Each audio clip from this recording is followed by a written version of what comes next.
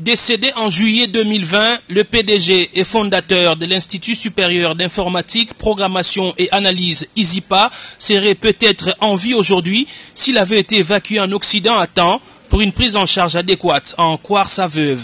L'épouse survivante de Martin Ekanda Onyangunga a porté plainte contre Jean-Félix Bamana, personne vivant avec handicap, directeur général d'ABDR RDC, dont le siège se trouve à Kinshasa Limete. C'est une société d'aviation, selon les informations livrées par la police. Jean-Félix Bamana a reçu, d'après l'avocate de la plaignante, plus de 100 000 $ américains pour la location d'un avion médicalisé qui devait amener le feu Martin Ekanda en Europe.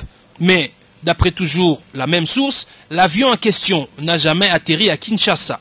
Dans son échange avec le commissaire provincial Sylvano Kassongo, l'incriminé a réfuté les accusations portées contre lui. J'ai les preuves. Hein. Voilà, où sont les preuves? Des 150 000 signés ici. Moi, j'ai ajouté mon argent pour que Kanda ne meure pas. Moi, l'avion était là. Je vais vous montrer tous les documents, même du déplacement de l'avion. On ne trompe rien dans le monde. On a même la signature des pilotes. La dame Larry Finn voulait que Kanda meure. Et Obima, oui, Ayena Kolo avion, 43e jour, il y a Kanda Koti Koma, na Bengie, signé Mukanda, Ngate Mnasise Mukanda, Union Européenne.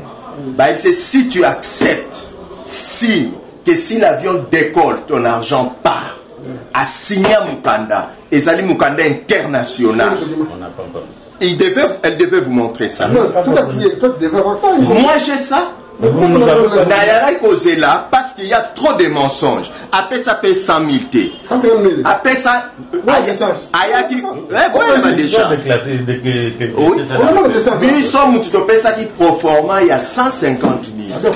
T, ça 150 000 dans l'État congolais. Et pas Nabiso vers ça 93 000. Les qui n'aient mon cotozana ni Ayako retirer mon carte d'identité des Africains. Ah bon? Oui. Filmez-moi. Non, tout ce que tu dis, non, c'est pas moi.